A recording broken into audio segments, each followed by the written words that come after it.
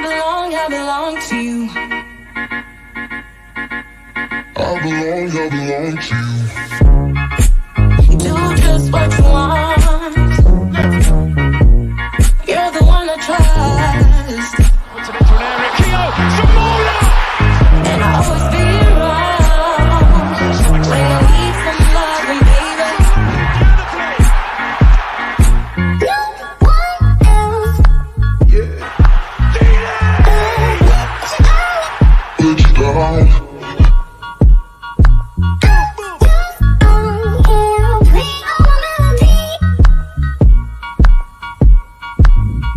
All my melodies,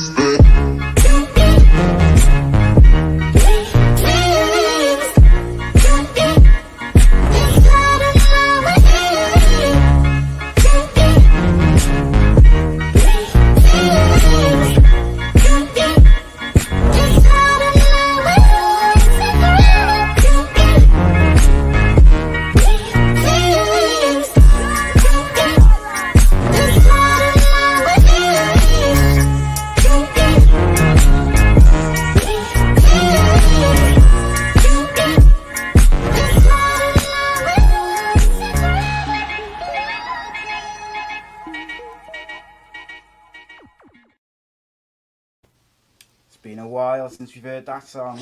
Hey guys, I'm Si and welcome to Ace Podcast Nation, the home of the Andy Campbell Championship Show. This is episode number 72. The Championship is back.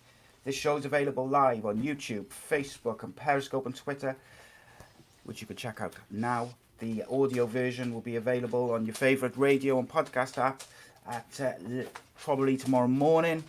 So check that out. And of course, Ace Podcast Nation, you're home to many other great shows, top guests, expert analysts and more. So give us a follow on social media and subscribe to the YouTube channel. Details to all are in the description below. You can follow the Andy Campbell shows on Twitter and Instagram and Facebook at AC Footy Show. Just under Mr. Campbell's face, but there you can see.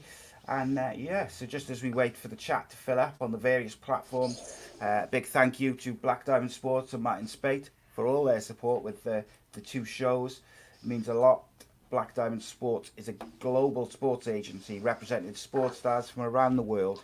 For more information, you can visit their social media page or their brand new website.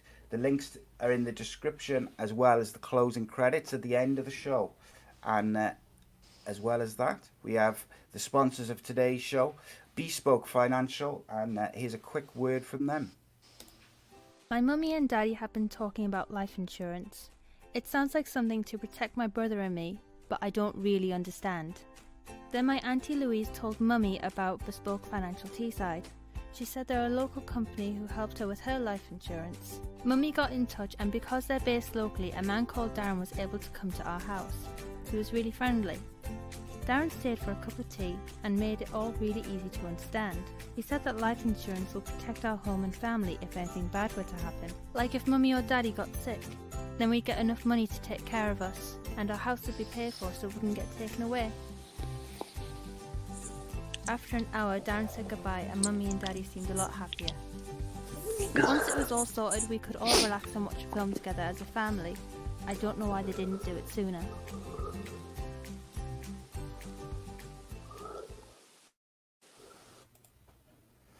Yeah, big thanks to Bespoke Financial for all their support and their sponsorship. Bespoke Financial specialise in life insurance, critical illness, income protection, mortgages and sports cover.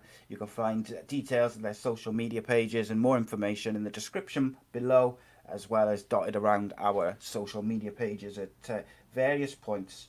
So the Sky Bet Championship is back, so we're ready for the next 55 minutes plus Fergie time of non-stop championship talk, and we'll fit in as much as we physically can. And it's been a particularly quiet week in the Sky Bet Championship, and joining me to discuss a very dull week is none other than the speed demon, the goal collector, Cardiff City and Middlesbrough legend, Mr. Andrew Campbell.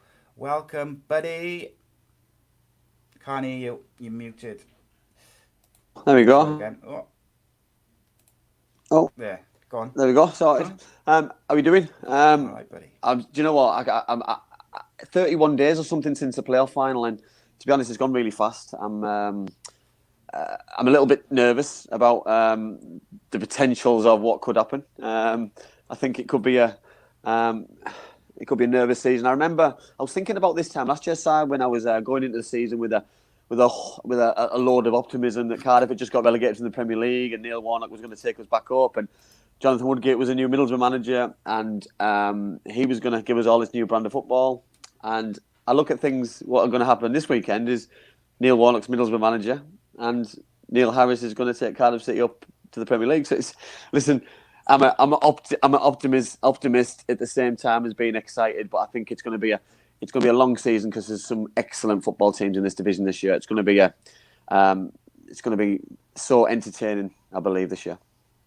Yes, I think so. I rewatched some of our preview show from last year, yesterday or the day before, just to see how we did on our predictions. Was it that bad?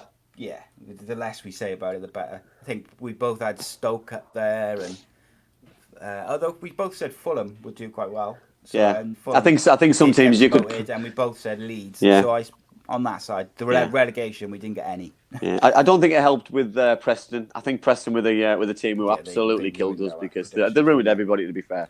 But there's always a team, isn't there, who's strong and who takes over, who comes as a surprise, and I wonder who's going to be this year. This year, though, mate, I don't think there's one team like last year. I thought Leeds stood out. I thought on paper Stoke stood out. Yeah. West Brom maybe. But this year, I don't think there's one team where I look at their squad and I think, yeah, that's the one. They're the ones who are going to go smashing it up. Yeah. Brentford, you just don't know. And we'll get into the one by one. But what I want to do first, just before we go into any other business, mate, is first welcome to everyone in the live chat. I'll put some screenshots up now. Is because there's a game kicking off in just a half hour, just so in case we kind of don't get there to the predictions by 1:45. Watford versus Middlesbrough. What's your prediction? Oh, well, an early grenade on the show there. My heart and my head are saying probably similar things, to be honest. I'm probably lying here. I'd love Middlesbrough to win, of course I would. I'd love them to get off to a good start. I listened to Watford have got 11 players missing, but I seen the squad on paper the other day, and they've got about 47 players who could walk into any team in the Championship. So I don't see 11 players missing as a problem. I think it'll probably make the manager's decision easy with picking a team moving forward today. And Middlesbrough got a small squad. I'm probably digging a hole for myself here, but listen, it's going to be a big ask, and I do believe that Watford will win tonight.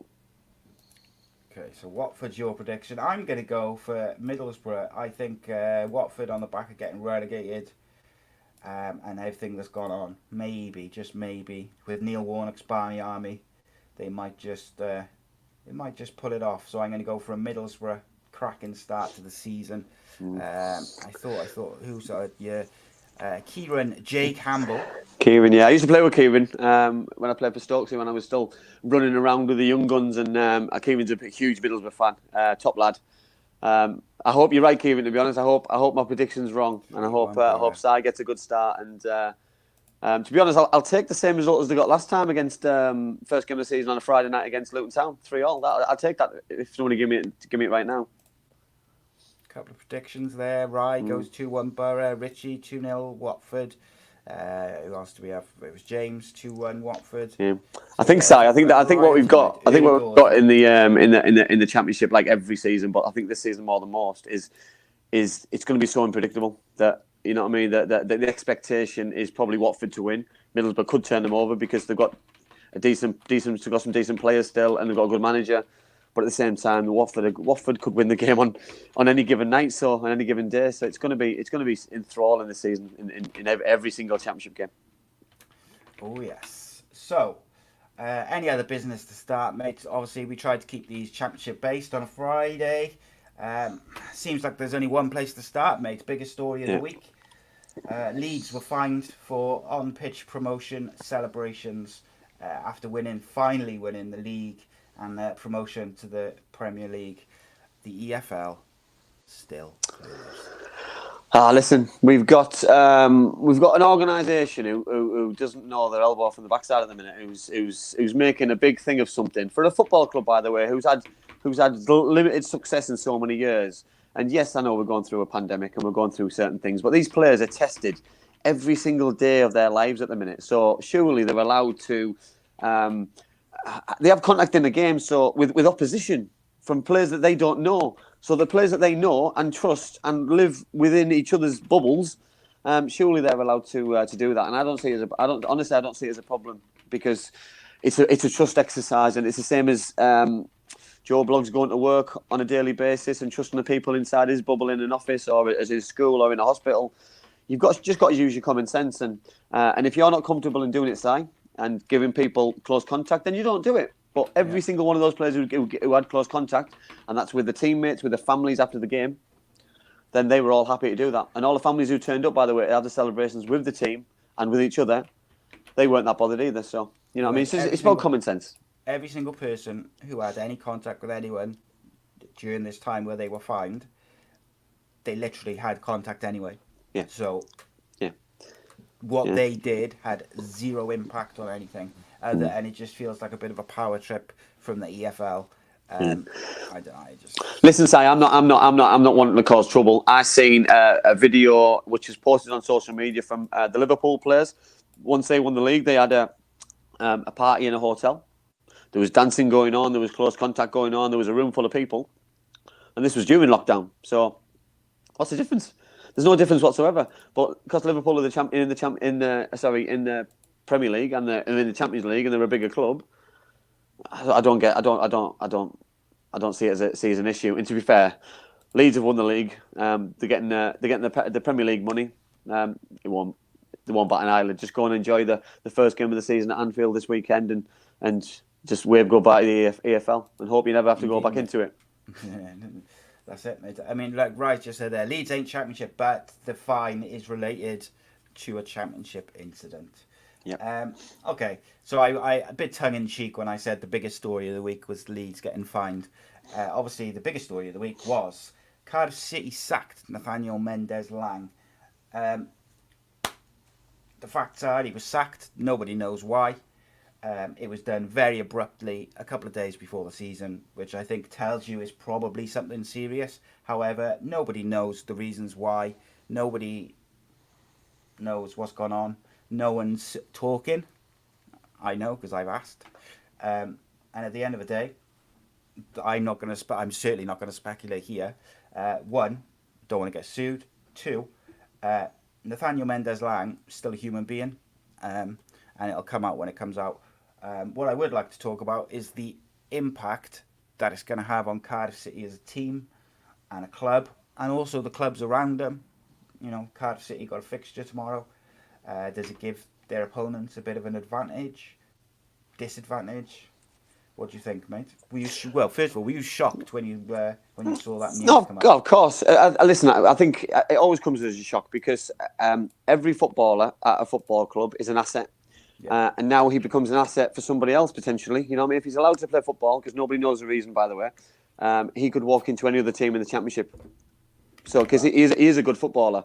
So, you know what I mean? This minute of time, without any evidence that he can't play football and he's not allowed to play football, you know what I mean? That I'm sure clubs will be circling. Because you said there he's a human being, he's a footballer. You know what I mean? If he can play football, I'm sure he will. If the reasons come out, then obviously that's another story itself. But at the minute, the impact it's going to have in Cardiff will be huge, because he was an impact player at Cardiff. He was a winger, which they rely on, by the way. They rely on the wingers. They rely on number 10 and Tomlin. They rely on balls in the box now for Kiefer Moore. So, will it have an impact? Of course it will. Will it have a bigger impact because it's happened a couple of days before the start of the season? I believe so, yes, because you've got players who will probably be a little bit confused and a little bit involved and embroiled in it.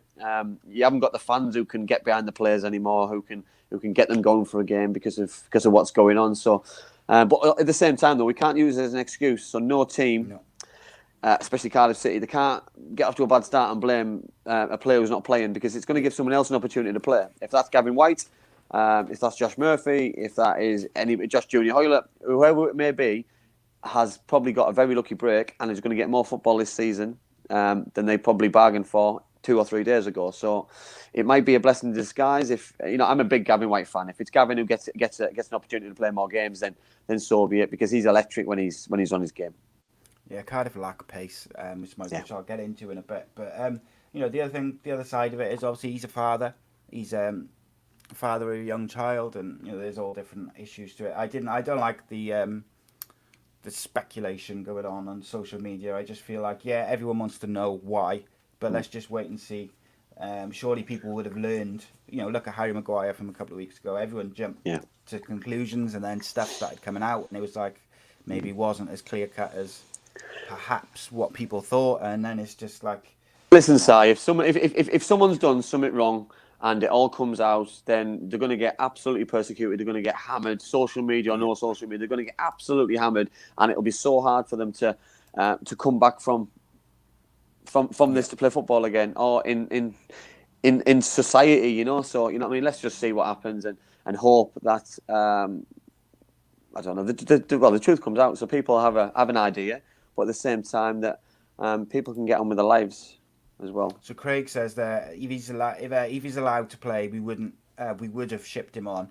Him and Etheridge going, think it's less impact as he hasn't been training, so not part of the plans for this game on the weekend. I mean, the other aspect to it is, look, you probably would have got before this week. If you had said Nathaniel Mendes-Lang's on the market, some club would have paid 2 to 3 million for him. So for Cardiff to sack him, especially the way the clubs go inside, the amount of money that they need money, mate. We know that from when Mehmet Dalman came on the show. They were losing, what was it, £3 million a week? £3 million a month. A month, sorry. Yeah, so that would have paid for a month's wages, which they lost. So no football club can afford to lose an asset for free and turn free money down. It's not a business decision, and Mehmet's a businessman, so he's not stupid. Indeed, mate. Indeed, I think. As long as the players can get their heads on straight and get their head around it, then I'm sure it won't have too much of an effect. But I'm sure behind closed doors, Neil Harris is also disappointed to lose. They Cardiff have got 3 or 4 decent wingers, and they've signed one. I'm sure he wouldn't have wanted to lose Mendes-Lang out of the 4, but there we go. So what we're going to do, obviously, because we tried to keep this show to an hour, and we're 20 minutes in already. Me and Andy are going to pick 5 teams from a championship, and we're going to do a little preview. We're going to take it in turns and let us know what you think. Andy, you're going to go first, mate. What have you got?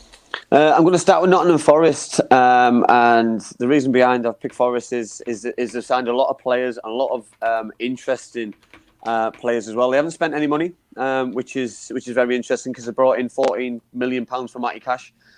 He'll be a miss, I believe, but he's obviously going into the Premier League, which is an unbelievable move for him. But they brought in Jack Colback from Newcastle, Tyler Blackett from Reading, Lyle Taylor obviously from Charlton, which is obviously the biggest transfer I think in the Championship this summer of pre-season.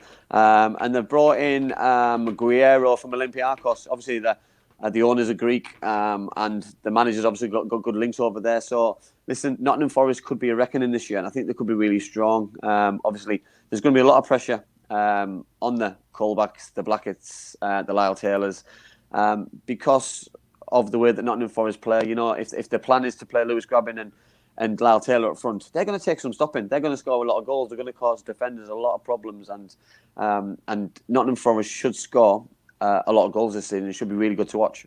So really interested to see how they go. Yeah, I think so. I think Jack Colback is a great signing for them, I've got to say. He's good at Newcastle. You know what I mean? It's just the way he plays. He's neat and tidy, left foot. He's got good balance. His range of passing is very good. And he's not playing regular, so he needs to invent himself at a level, and the Championship, and the top end of the Championship, by the way, is probably the best level for him. Yeah, I think so. So the first team I've picked kind of goes on from what we were just discussing on any of the business, Cardiff City. So I've made it. I was not shy in coming forward when I said I was slightly disappointed with the fact that Cardiff City have signed Kiefer Moore. I didn't think he was the correct or the type of player that Cardiff needed. I felt Cardiff needed pace badly. Hopefully the 2 young lads they've signed from Arsenal and Liverpool respectively will add that So you've got, I'm never going to be able to pronounce these names wrong. You've got Ojo from Liverpool, who I think is a winger, if I might be wrong. And then you've Winger got stroke fullback, isn't he? Yeah. And then you've got the Oisi Tutu from Arsenal on loan, who's a fullback. He's very, very highly rated.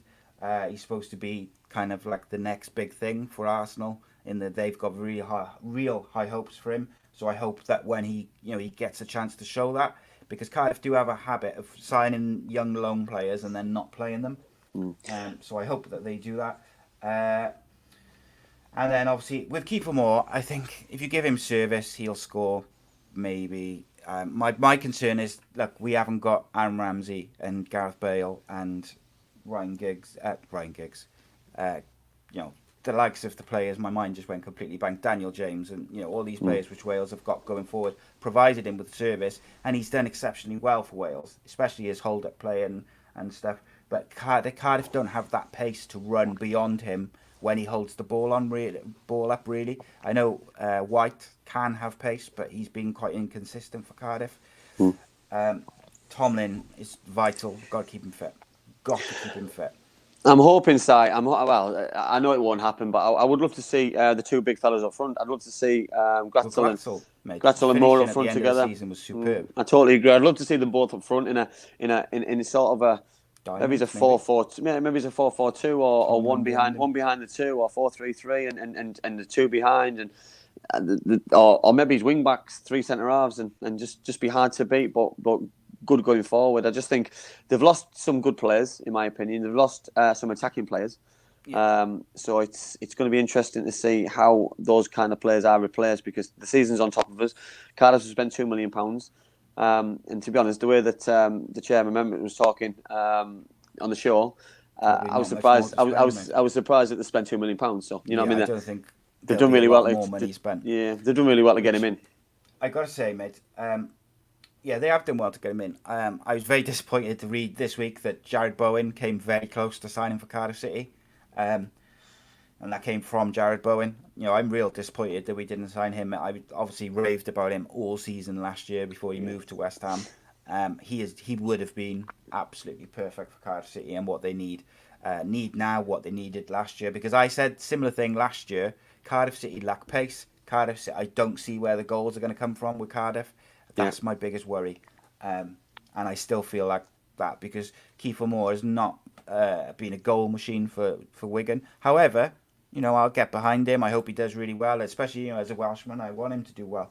But he's not prolific, or at least hasn't been recently. Well, Michael Williams in the group in the chat there has just asked my opinion on Callum Patterson. I think Callum doesn't get the praise he deserves in terms of because he hasn't got a set position. If he was a set position, he could form a partnership. He could pencil his position in first name on the team sheet. But because he's played fullback, he's played midfield, he's played out wide, he's played centre forward. For me, he's not a centre forward. I would love to see him pencil a position down, if that's as a fullback and bombing on, if that's as a midfielder driving on and being aggressive and winning battles. I just think he needs to invent himself in a position that he's comfortable with, so he can play week in, week out, instead of being a little bit of a journeyman in terms of just playing here, then, everywhere in different positions, and not really being the first name on the team sheet, because he's got so much ability. He came to Cardiff injured with his knee, with a really serious knee injury. He got himself in really good shape. He got himself playing really well. He got the team promoted. Had a really good season in the Premier League. He had a decent season last season. Played more games than I imagined, playing up front. Scored a few goals, but with him bringing a new centre forward in, his chances up there are going to be limited. So he needs to play. If he's not going to play, he's got to leave. It's that simple. What I do like, he was being linked with a move today, actually, up to Scotland, I think it was. One thing I love about Callum Patterson when he plays for us is he presses from the front, and he forces the rest of the team to press from the front, and we look a bit more urgent with him up front. Whereas maybe with Glatzel, we don't as much. Interesting question then to finish off with Cardiff. Michael Williams again there. He says, do you think Josh Murphy could shunt this season? I can see this being his year. So I obviously was a big proponent of giving him a run of games at the end of the season. because I think he's a confidence player who needs to play. He needs like 2, 3, 4 games in a row, regardless of how he plays, to get a bit of steam. And lo and behold, they gave him a few games towards the end of the season in a row, and he did all right. He scored a couple of goals. Not saying that I know everything, but I was right again. I think you can only say you can only judge somebody on how they play. And Yeah, of course. towards the end of the season, he was Cardiff City standout player because he was playing. So for me, if he plays, he's got a better chance to play well than if he sat on his backside. So for me, Cardiff need the wingers. He's going to get more opportunities now. They've lost a good winger, so you know what I mean. It's a big season. He's got to perform. Yeah, Richie says keep him more for the Ballon d'Or, and he also says give him a chance. So because Richie said that, I'm not going to give him a chance, and I'm going to badmouth him every week. No, I 100% will give him a chance. I will get behind him and I will support him. But I said when we were first linked with him, I was disappointed. I felt there was a different type of player that Cardiff should have been looking for. Andy, who's you got next for your team? I'm gonna look at Wiccan Wanderers. Obviously, they got promoted in the playoff final against Oxford United. They beat them 2-1. Obviously, we had Joe Jacobson on the show. I'm good friends with Gareth Ainsworth, who's an ex-Cardiff City player, who's the current Wiccan Wanderers manager. They brought in some interesting players. They haven't spent any money or a lot of money. And it'll be a really interesting season for them. You know that they're obviously going to be punching above the weight this season. It's going to be a really tough season for them. But they brought in David Stockdale, a bit of experience in goal.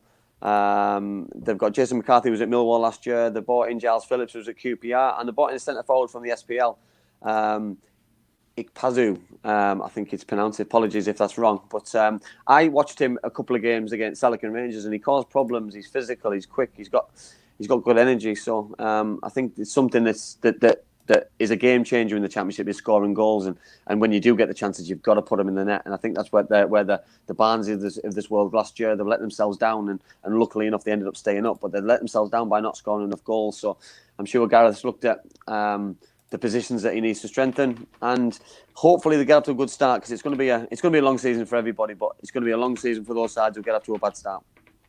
Yeah, I think so. I'd like to think they'll make they should be confident coming in. You know, the teams who've got up promoted, they always look quite confident at the start of the season. If they can get an early couple of goals in the season, I think that also creates a bit of confidence.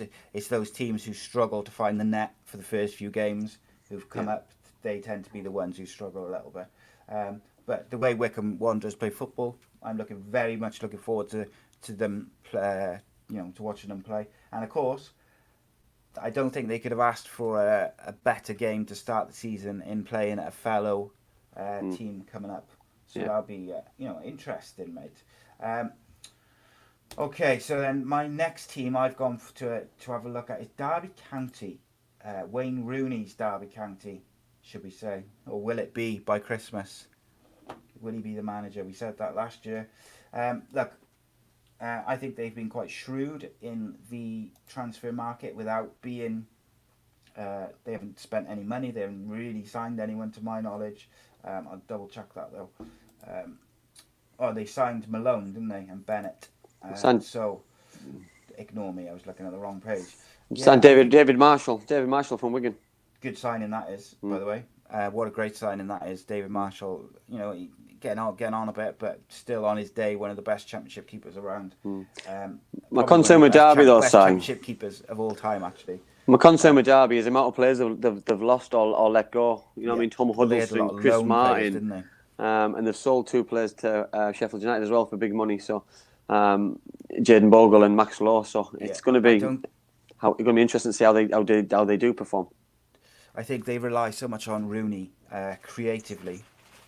That I think that became apparent towards the end of the season because they had a big run, didn't they, after Christmas when Rooney came in, and then as he started to tire, the team looked less effective. Like Rooney did very little against Cardiff; he just looked absolutely shattered. Yeah. I think Scott Malone could be a decent signing for them, season-long loan, and I do like Mason Bennett. Mason Bennett, he scored a couple of goals from on loan last. Scored 2 goals in 9 games on loan last year, so could be good. On paper, I don't think their squad is strong enough to really push for those playoffs yet. Last year they had a few Derby players. They needed, and like Craig just said in the chat, they needed to cut back, and they did need to cut back. They had some loan players, and they had a huge squad. But like Bristol City as well, by the way. But I think with Derby is they've cut back, but they needed to strengthen. They needed to bring in genuine quality championship players. And It's hard though, Si. It's hard with the climate, and they've got no money, and teams are relying on free transfers and out of contract players. Got no money, mate. What hope have the rest have got? Do you know what I mean? One of the biggest clubs in the championship. Yeah, but there's no attendances. Wayne Rooney's obviously taken up a huge chunk of resources, so it's a difficult one. I'm sure Derby fans will be very happy they signed George Evans to a new deal. Very, very good footballer. We'll get into our predictions overall at the end. Like they needed genuine quality, and Scott Malone is, I think, decent player on his day, but he's kind of like a Championship League One journeyman. Yeah, not really what they needed for me. Anyway, who you got next, mate? I'll look at Brentford because obviously they were, for me, they were the standout team of the season. They were so unlucky that they probably pulled the worst performance out of the season in the playoff final against Fulham. I thought they were awful. Their bang average didn't bring anything to the table, and I was so disappointed for them because I really wanted to see some of their players in the Premier League. Ben Rama still there, which is fantastic for them. Obviously, they sold Ollie Watkins to Aston Villa for just under 28 million, which is unbelievable money. You can't turn things like that down. They've reinvested in Ivan Toney from Peterborough United, which is a very good signing, by the way. I've seen a lot of Ivan. Rude. So they obviously the transfer policy at Brentford is very good, by the way. So they know their players. They brought in Charlie Good as well. I watched Brentford against Wickham in the EFL Cup last weekend, and Charlie Good played centre half, and I thought he was excellent. I thought he was very accomplished on the ball and a kind of player and a kind of way that Brentford play. Wanting the ball off the goalkeeper, playing out from the back, loads of little passes, and I think it'll be a good season for them again. Yes, they'll miss Ollie Watkins, they'll miss him out of goals, but if Ivan Toney can score goals, they'll have an opportunity because Ben Ram will be strong. They've still got the midfielders who can bomb on and create chances and win battles. The way they play is excellent. So, I'm still expecting a good and strong season because apart from a few loan players leaving and a couple of players being released, Ollie Watkins is obviously the standout player from the Championship really moving on. Yeah, I think it's absolutely vital that obviously with this extended transfer window that they do not sell Ben Rama. You'd like to think now they got 28 million for Watkins, that takes the pressure off from selling Ben Rama. I think it's vital they hold on to him because, with Tony, potentially looks great signing, really shrewd, but you can't put all the pressure on him to be the one. No, and also they've got new ground as well, so it'll be interesting how the players respond to a new ground. The new ground looked the part. Obviously, there's no fans there, which is disappointing. Because it would have been nice to see bums on seats and have a little bit of atmosphere there. But the players have obviously the players are used to playing with no crowds now. So it'll be nice to see how the new Brentford compared to the old Brentford. Yeah, and the other thing is with that 28 million, they will look to bring someone in for a Premier League youngster or someone. They got money to spend is basically what I'm saying. It's just whether they will spend it with that new stadium, how much of that 28 million will be sucked up by the debt or the things for that. So my next team is a team who we both did, but I particularly really predicted would have a good season last year. They did not, and that's Stoke City. Now, I feel like I've broken record. I almost sound like I did last year, but I'm gonna go into a bit more detail than I did last year. Stoke City, on paper, their squad is unbelievable for a championship side. It's even better now, Si. Goalkeepers: Jack Butland, Adam Davis, Adam Federici, and then they've got a youngster. But those Federici's left now, so Federici got. He's left. Because when I saw he was linked, but I couldn't find anything that said definitely he's left. Right, okay. So because those three keepers on their own potentially could be championship players. Then you got Morgan Fox, James Chester, Tommy Smith, Martins Indy, Shawcross, Nathan Collins, Thomas Edwards, Joe Allen, James McLean, Jordan Cousins, Jordan Thompson, Adam Porter, Tom Ince, Nick Powell. Nick Powell had a good season last year, by the way. then you've got Lee Gregory, Diouf, Tyrese Campbell, Stephen Fletcher. I think Stephen Fletcher left. Now, Stephen Fletcher's just signed. He's just signed from Sheffield Wednesday. Yeah, I'm getting confused with the teams, mate. Can't keep up. Right. And I think this is the thing for me. I thought they were strong last year, Si, and I think they've invested and brought in some very good players. You just mentioned there. You mentioned Morgan Fox from Sheffield Wednesday, James Chester signed from Villa, Caught my eye. Stephen Fletcher. I was a big fan of his at Sheffield Wednesday. I can't believe they've let him go. John Obi McKellar signed as well, ex-Chelsea player. Yeah, and they've signed Jacob Brown from Barnsley, who had an excellent season last season. So they this season, by the way, and will Joe be Allen, strong. mate, the centre of that midfield in the Championship. Yeah. Oof. Yeah, they're going to be strong this year. They're going to be stronger. They're going to be stronger on paper this year than they were last, and they haven't invested and backed the manager this year. Yeah, there's no excuses there. With the likes of Tom Ince, Nick Powell, Jordan Cousins, James McLean, and you've got Sam Clucas, Joe Allen, and Mikel as your three. That is frightening stuff for the Championship. It really is. I want to see more from Tom Ince though this year, because from a purely talent point of view, he is a Premier League player. He underachieved. He massively underachieved because, but there's too much pressure on him as well. And when you're playing badly, there's more pressure on you to drag teams by the scruff of the neck. And he didn't have it in him last year. Has he underachieved generally though, mate, over the years? Like I don't know. Where did he overachieve? I wouldn't say overachieved, but I think he did well at Derby. I think he, Blackpool. I think he's had good spells in his career, but there's always spells where you find things tough. And but then this season could be a season at Stoke City, and let's see. For a statement. Let's see. Can't see Stoke finishing top half, Matthew. There, oof, that's a statement and a half. It says we'll save that one. Yeah, I'm going to save that one. Craig says if Stoke start slow like those, the manager will be under pressure straight away. And I think that's what happened to them, wasn't it? Nathan Jones ended up under pressure. Did Nathan Jones start the season last year as Stoke manager, or did he come in early doors? Yeah. They had that many. And I think this is the thing, side. They're not scared now to sack managers, by the way. So if anyone does underperform, they'll get rid of him straight away. They're not scared anymore to sack a manager. No. Who's your next team, mate?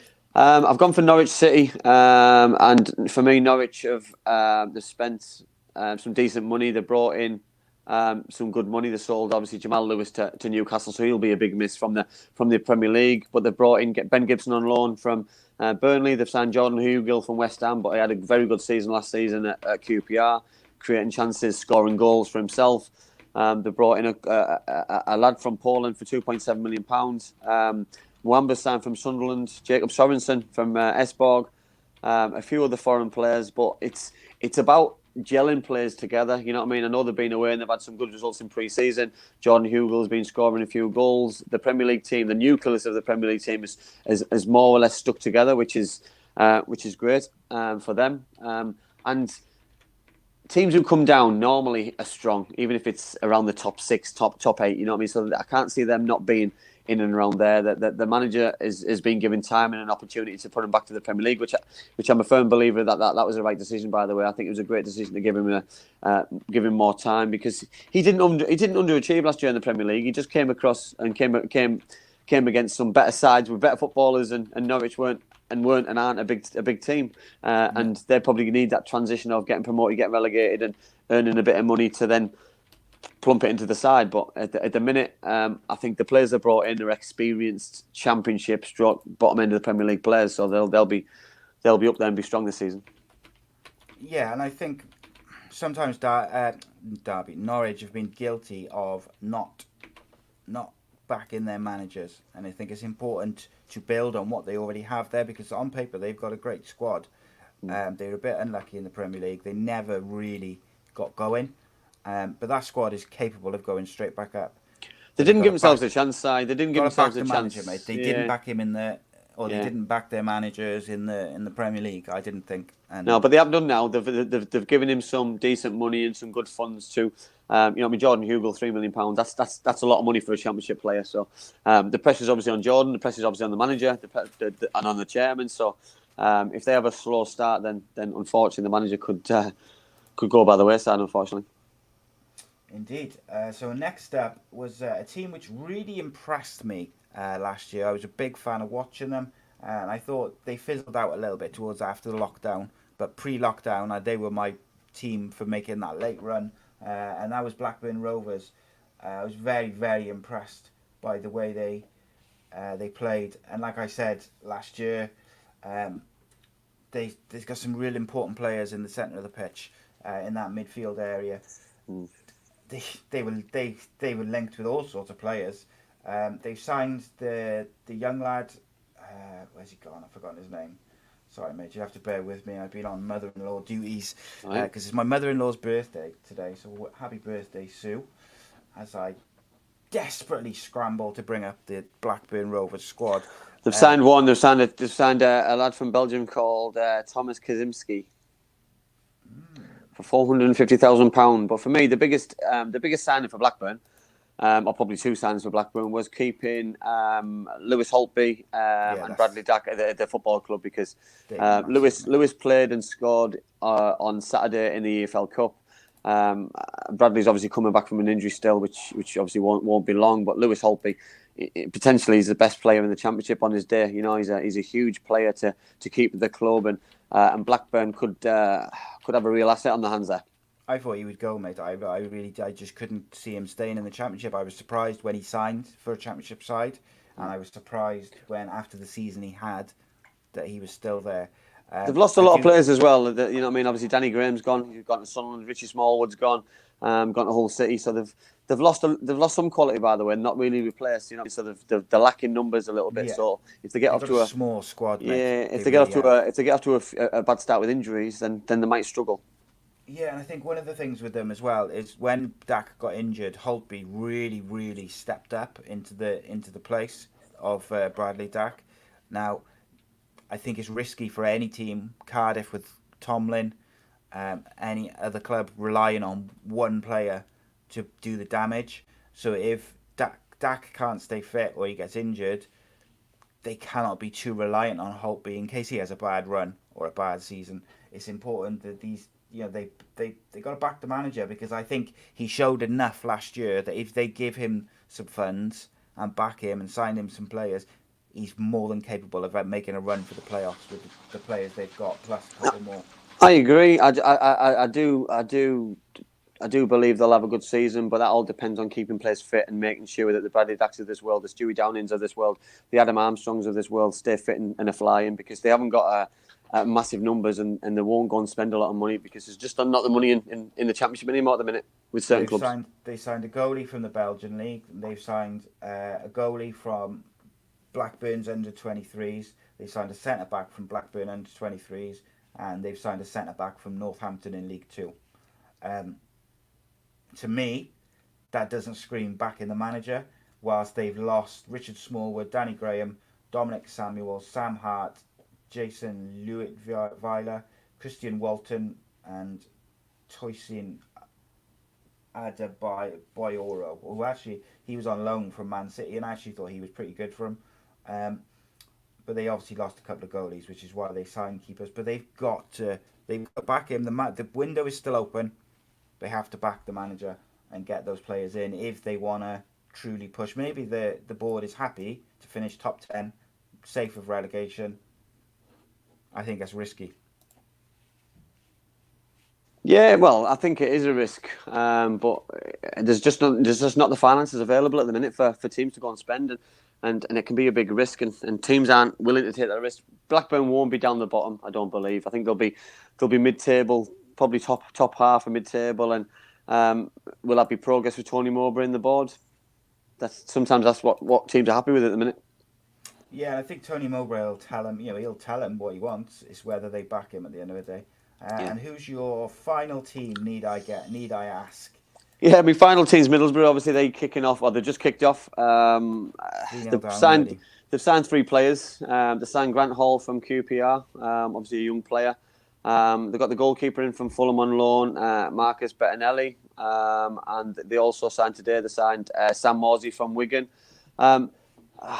Listen, from my voice, I obviously sound a little bit frustrated, because I'm used to Middlesbrough signing some big name players, spending a lot of money, but I know the money's not there, and I know I'm just hoping for a strong season. It was so much frustration last season for myself and all the Middlesbrough fans. You know, I look at the players that Middlesbrough have lost: Daniel Ayala, Ryan Shotton, George Friend, Adam Clayton.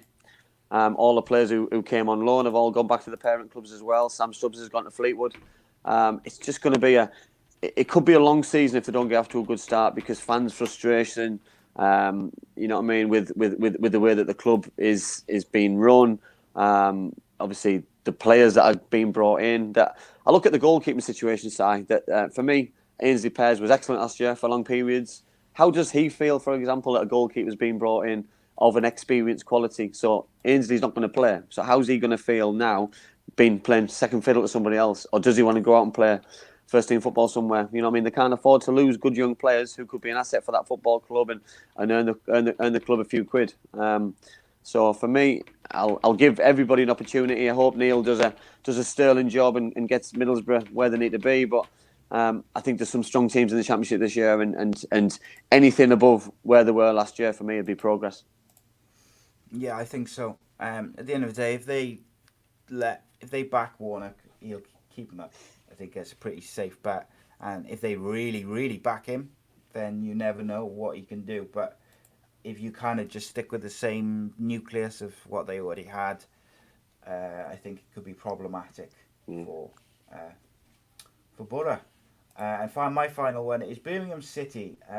Interesting little, an interesting club at the moment because I really enjoyed watching them at times last year. I thought they had a very young team. Exciting, obviously massive loss to lose Jude Bellingham. They signed Neil Etheridge from Cardiff, who on his day is about as good a Championship keeper as you'll sign. Too good to be a number 2, but he got ousted by Smithies at Cardiff. They've also signed Adam Clayton from. Did they sign him from Boro, or is he a free? Well, he's a free transfer, but I think the Aitor Karangta factor with him and George Friend, you know, he's got himself a good couple of footballers there who know the Championship inside and out.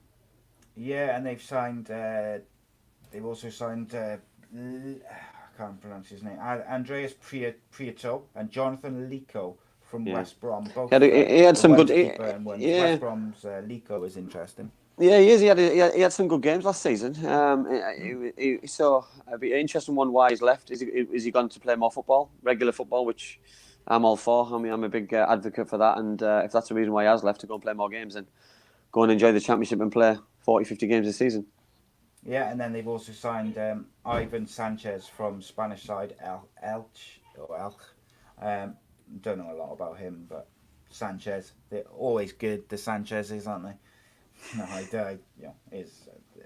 look, Birmingham on their day, that young team has been enjoyable to watch. I think Aitor's done well. Doors, Aitor's done well to bring in some experience to help those younger players out. Yes. Because I think last year, they were too young. I think that in certain games they got probably bullied a little bit by some experienced players. Where I think this season, with the legs and the energy of the young players, can drag the older players through, and then the older players can help the younger players in big moments in games. So I think he's done some shrewd business. I think Neil Etheridge is a great signing. George Friend, Adam Clayton, Lecco. He's gone for me. He's gone spine of teams, and those spine of teams can cause problems. Big Lucas. Djukovic, yeah. So he's got a good span of the team down there at Birmingham. So they could have another strong season. And let's not forget they've got the likes of Jefferson Montero, Josh McEachran, Gary Gardner's. There was one other, but Jack Concannon is quite highly rated as well. So on paper they look steadier than they did on paper last year, if that makes sense. They were very up and down last year, whereas I think they look a bit more to do, as it were. I was just trying to see because what's the boy who's gone, the youngster? Just said his name a minute ago. The one who signed for Dortmund. Jude Bellingham. Sorry, yeah. Jude, my mind went completely blank. Jude Bellingham's got a brother as well, hasn't he? A younger brother who I've heard is very highly rated. But I was just looking, he's not on the first team squad list, so I don't know how young he is, but he's not quite there yet. Okay, so that's our 5 each. Look, we'd love to have gone through team by team by team, but we're very aware there's a Friday night, there's football on, and we don't want to go on for like an hour and a half, 2 hours. We want to try and keep it short and sweet, so we pick 5 each. But overall predictions, mate, okay? So I'm going to read out a particular position, and you're just going to tell me who you think will finish there and why. So, we'll start with the bottom 3, mate. The bottom 3, I'm going to go for Rotherham United. I think they've been quite a yo-yo club in the last probably 10 years, that they've been up and down, and they've been in the Championship quite a lot, but they've never really sustained and spent enough money to keep themselves in it. They lose a lot of players, they sell a lot to Championship clubs when lads do well. So I do fear for teams who come up sometimes. And who else have you got there then? So you've got Rotherham. I am going to go Reading this year. Not Reading. Barnsley. I'm going to go Barnsley this year. And they did well last year. They stayed up. I'm not impressed with the lads with the lads who've left and who've gone to other clubs, because they had a huge impact on the reason why they stayed up and why they were successful. Jacob Murphy, for example, or Jacob Brown, for example. You know what I mean? They had a really good season, scoring goals, creating chances. But I just think without real top investment, which they haven't done, I think it's going to be another struggle for them. And this time, I think they're going to go through the trapdoor. Yeah, they had the great escape, and I think you're right. The players they've let go had a massive impact, so it's problematic if you don't replace them. And who's your third team to go down, mate? I think, automatically you'd probably think Sheffield Wednesday, because they've got minus 12 points. But I'm torn between Luton Town and Wiccan Wanderers. I think it's going to be a tough season for Gaz at Wickham. I just said there that I hope he does well, and he's brought some good players and to give himself an opportunity. So I'm going to back him a little bit and put my heart on the line with Gaz. So I'm going to say Luton Town. I think they overachieved last year at times, and like Barnsley, got away with it right at the end, and without real investment. And teams, I'm going to go to Kenilworth Road this year and be scared of the atmosphere, because there's going to be no fans there. So it's going to be interesting how a team like Luton adapts the second season, because it's always harder the second season around. So I'm going to go Luton Town. Yeah, so my first team for relegation, I'm going to go with Huddersfield.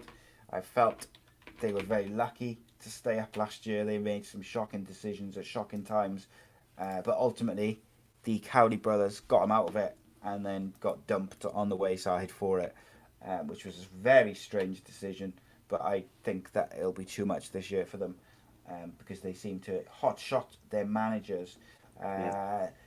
Second from bottom, I'm going to go with Rotherham, and I just think, like you said, they're a bit of a yo-yo, and I just think they're probably not going to have enough out of the teams coming up. I just don't think they're going to have enough to stay up.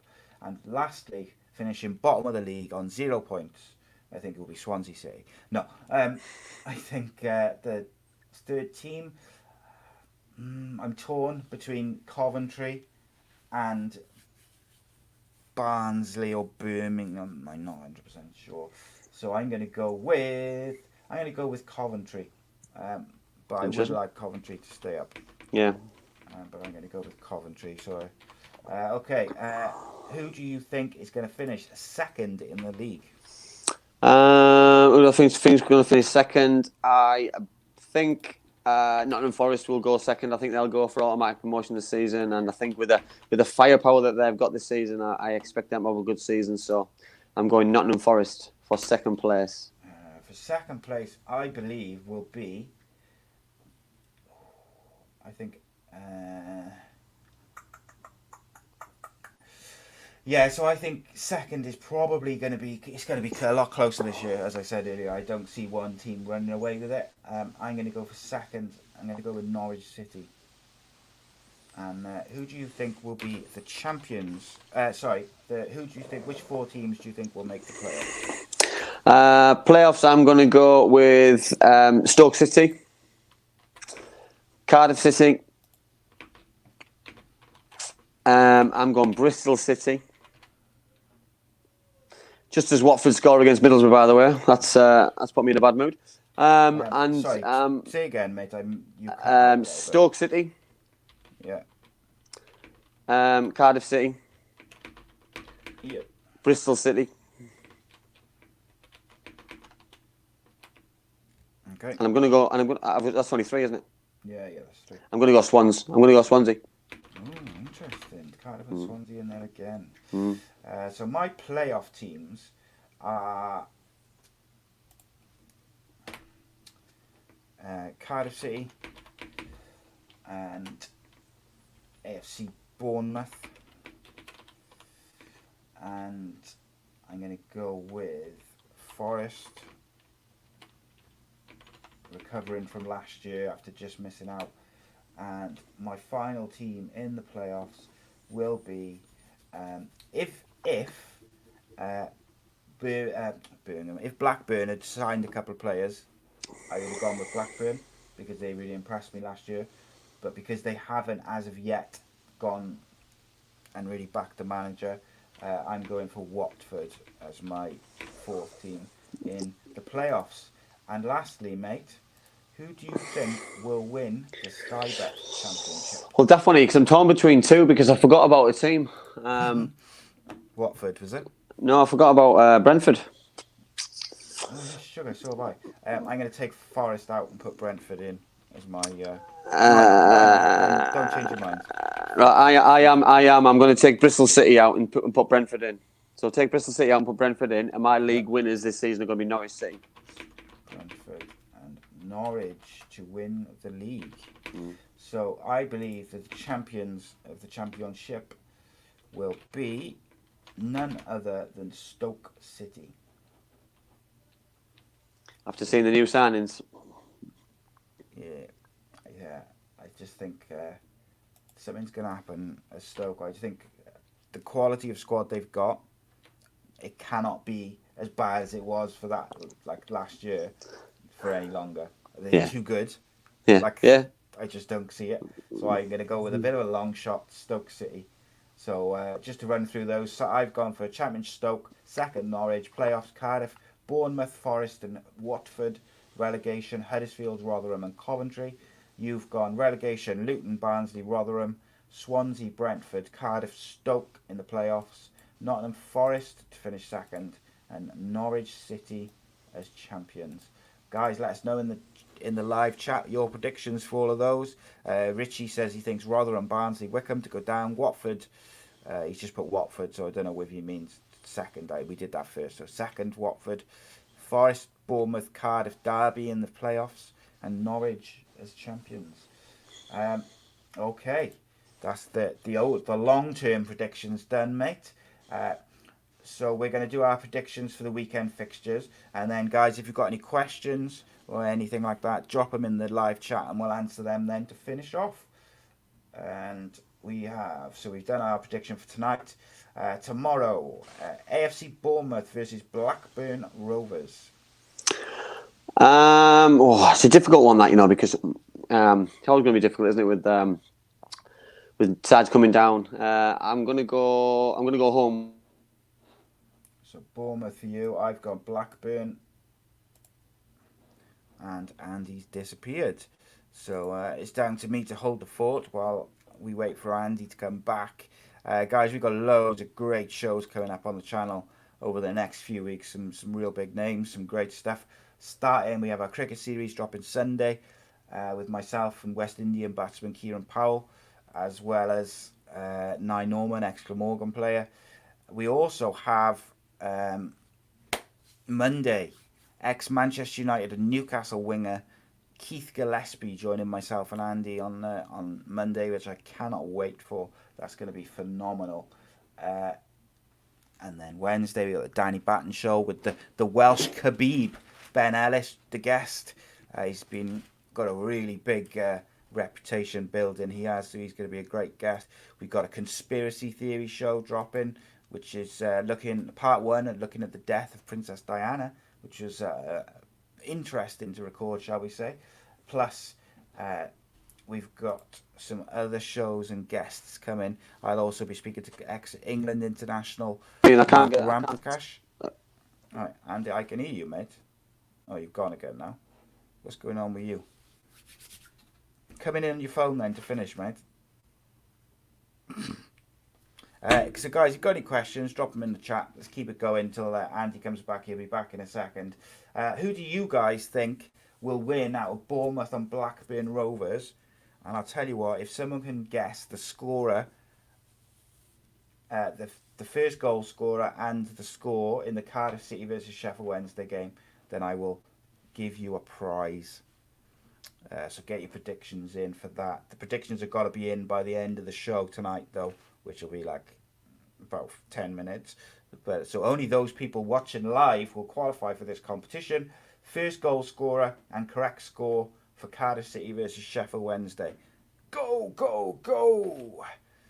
What else have we got coming up on the show? We've got some great guests coming. Some I'm not allowed to talk about yet, but some internationals, ex-Cardiff players, Wales internationals, and all sorts. Got some big cricketers, actors, got a couple of bands coming on. Loads of people coming on. Right, you're back? You in? Right, I can hear you. Are you there? No, you've gone again. We lost Andy. He's gone. Andy has been kidnapped, Richie. You're right. I don't know what's going on with that. Get your predictions in. Cardiff versus Sheffield Wednesday. First goal scorer, correct score, and the winner will get a prize. Andy, can you hear me? No, he's not there, mate. I can hear you now, because I can hear you crashing about. Can you hear me, Si? I can hear you, yeah. I don't know what's going on with that, mate. There you are. You're back again now. Speak. I can't hear you for some reason. Apologies. Right, tell you what, I'll go. It might be that, like, where you've I'll go out and come back in and out. I'll go out and come. Right, you go out and come back in. Right. So yeah, lots and lots to talk about. I'm also doing, hoping to do a Premier League kind of preview show, even though the season starts on the weekend. I'm doing a preview show with an ex-England international, hopefully next week, which I will do live. I'm actually waiting for him. He's getting back to me on Monday. He has been on the show before, but I'm hoping, fingers crossed, that he's able to find the time, and me and him will be talking about the Premier League season next week live, hopefully. But he's going to get back to me on Monday, but I'm not going to name him because I don't want to curse it, but it's not difficult to work out. Sorry, so we got you back, mate. I don't know what happened. Yeah, someone just keeps on ringing me, so I've just left him on. He's currently just talking to himself on my phone, which... Who is it? Just someone on Messenger. If you're watching and he's done it on purpose, don't be doing it again. Get on my nerves. Done about 40 times. Rang me 40 times. Madness. You can tell. Not a happy face. Not happy face, mate. Not a happy face. So I just said in the meantime, I said if someone can guess the first goal scorer and the correct score for the Cardiff Sheffield Wednesday game, I will give away a prize. But it's only open to live viewers. So it closes at the end of this, and then whoever's put their predictions in the live chat, they will qualify for the competition, and they will get their prize. And also, Si, I got donated a goalkeeping shirt from Stankovic, who is Middlesbrough's.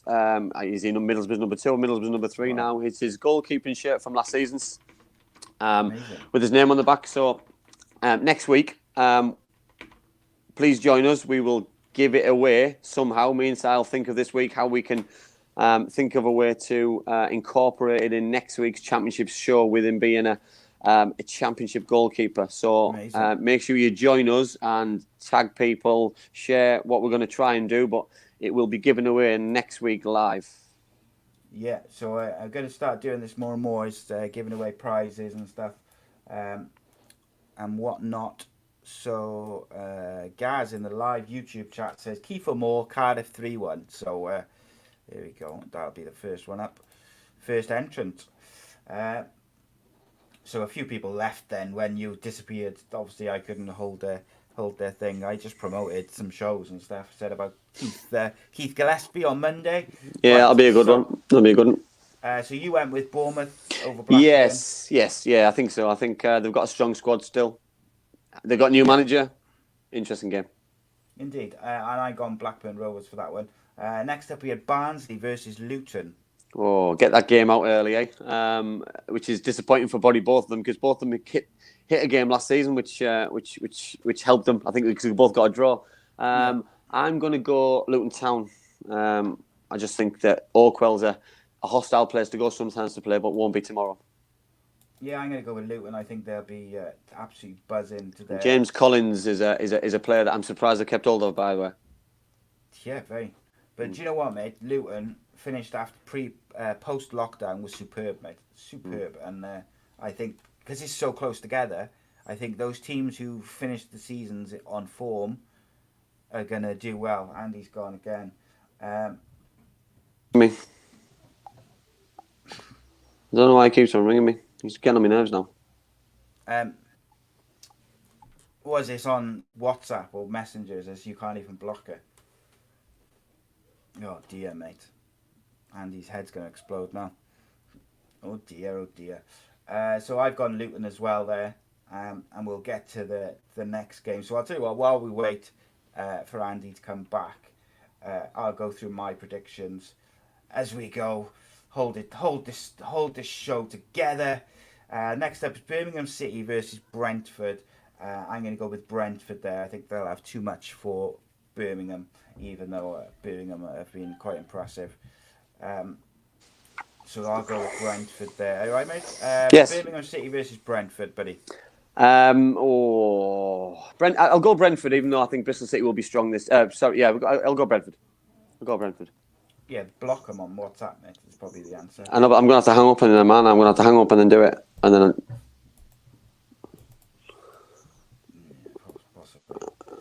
I'll try and do it while I'm on the phone here. Next up, we got Bristol City versus Coventry City. Your sound's gone, mate. So I'm going to go with draw for that one because I think that's going to be a close one. I think Coventry will be bang up for it. So I've gone for a draw with that one. Right, can we hear you, Andy, or are you going to have to go out and in? No, you can't hear you, mate, so you're going to have to go out and in. So I shall move on to the next one. And the next one is Cardiff City versus Sheffield Wednesday. And I will go with the mighty Bluebirds. Despite my worries about their signings, I shall go with Cardiff home.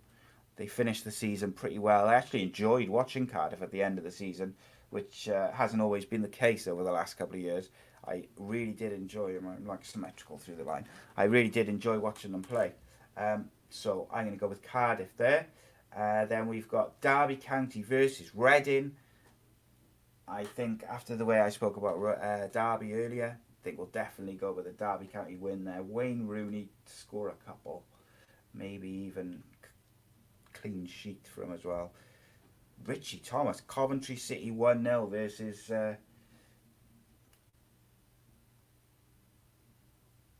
Coventry City 1-0 versus Bristol.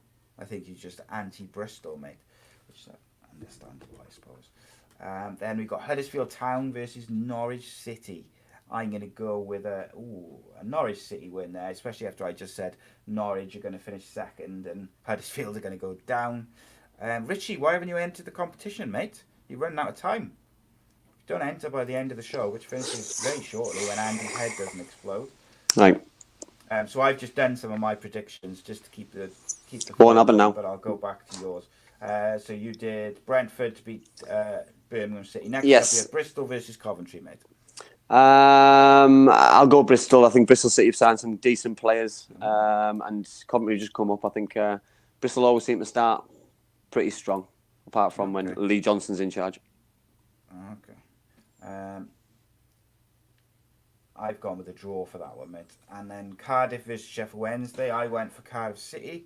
Yeah, I think Cardiff finished strong, finished the season strong. Sheffield Wednesday, it's a bit unknown, isn't it, for them with minus 12, and I think it'll get a little bit worse on Saturday night. So I'm going Cardiff City. Okay. Yeah, I've gone with Cardiff. I just think they'll have too much, hopefully. And I think they'll be, they've finished after lockdown very well. So I'm hoping they'll take that into that game. Derby County versus Reading. I went with Derby County. Yeah, I'm going to go Derby. I think the Wayne Rooney factor and Koku, he got them playing some decent football towards the end of the season. And yes, they've lost some decent footballers, but I still believe they'll have too much for Reading. Okay, and then we've got Huddersfield Town versus Norwich. I've gone with my predicted second team, Norwich. Yeah, I'll go Norwich. As I say, I think they'll have a really successful season. They've brought in some good players, defensive and offensive. So yeah, I can't see past them. And Huddersfield are an unknown side because they've got a young manager who's been assistant manager at Leeds. So he's going to be an interesting appointment this season as well. Yeah, I'm still seething about the treatment of the Cowley brothers. I got to say, it really got to me. That did. I was disgusted by it. Yeah, I agree. Millwall versus Stoke. I went for a draw. I'm going to go Stoke. I think Millwall. Jed Wallace it's like a new signing, keeping him in the football club. But I think they overachieved last year on the whole. I think under Gary Rowett and I think Stoke City have brought in some really good footballers defensively and going forward again and wide in midfield as well with John Obi Mikel, etc. So I'm going to go Stoke City. Yeah, so initially I went for a draw, but I'm actually changing to Stoke because I didn't know about John Obi Mikel, and I'm a real big fan of him. I think he's an excellent footballer. Yeah. And I'm very surprised that he's gone to the Championship. Well, last time he played in the Championship side, he played for Middlesbrough, and he was excellent. He ran games. It was like a walk in the park for him. So, and I think it's going to be like that again.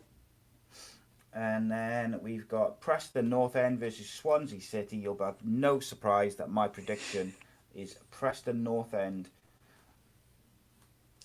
I'm going to go draw. I'm going to draw. I'm still unsure on Preston North End. They upset every one of our predictions last year. So I think they've still got some of the good lads going forward, scoring goals. So I think they might cause a few problems for Swansea. And Swansea have brought in a couple of new players as well. So yeah, I'll go draw. Draw. Okay. So just to say, people in the chat, we are going to run a competition whereby, just as a sorry for some of the technical issues we've had just towards the end of the show, if you can guess and it's only open to live viewers, so it's got to be in by the end of the show. If you can guess the first goal scorer and the correct score in the Cardiff City game, we will give you a prize. Okay, Queen's Park Rangers versus Nottingham Forest. I've gone with Forest.